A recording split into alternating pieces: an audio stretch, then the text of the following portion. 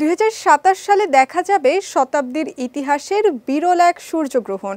গত ১০০ বছরের মধ্যে এটি হবে সবচেয়ে দীর্ঘতম সূর্যগ্রহণ। বিশ্বের বেশ কিছু দেশ এই বিরল দৃশ্যের সাক্ষী হতে পারবে। বিস্তারিত শারমিন নিশুর প্রতিবেদনে। শতাব্দীর ইতিহাসে বিরল এক পূর্ণগ্রাস সূর্যগ্রহণের সাক্ষী হতে যাচ্ছে পৃথিবী। ২০২৭ সালের ২ আগস্ট এই সূর্যগ্রহণ দেখা যাবে বিশ্বের কয়েকটি নির্দিষ্ট অঞ্চলে, যা টানা ৬ মিনিট ধরে চলবে।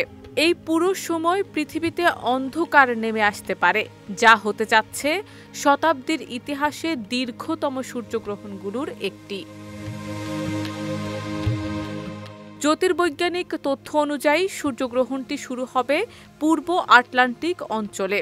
সেখান থেকে উত্তর আফ্রিকার মরক্কো, আলজেরিয়া, তিউনিসিয়া, লিবিয়া ও মিশর অতিক্রম করে এটি প্রবেশ করবে মধ্যপ্রাচ্য ও ভূমধ্য সাগরের কিছু অংশে। বিশেষত মিশরের লাক্সোর ও আসওয়ানের মতো শহরগুলোতে পূর্ণগ্রাস গ্রহণ সবচেয়ে দীর্ঘ সময় ধরে দেখা যাবে বলে জানিয়েছেন বিশেষজ্ঞরা।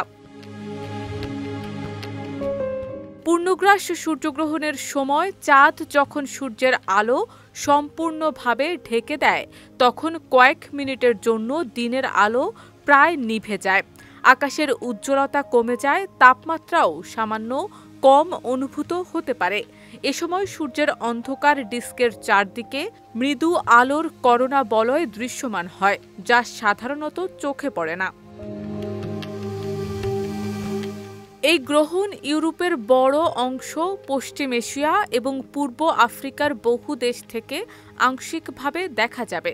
তবে যুক্তরাষ্ট্র, অস্ট্রেলিয়া এবং এশিয়ার বেশিরভাগ দেশ, এমনকি বাংলাদেশ থেকে এই দৃশ্য দেখা যাবে না। বিশেষজ্ঞদের মতে ২০২৭ সালের এই সূর্যগ্রহণ পৃথিবীর কোটি কোটি মানুষের জন্য এক বিরল ও চিত্রাকর্ষক মহাজাগতিক দৃশ্য হয়ে উঠবে।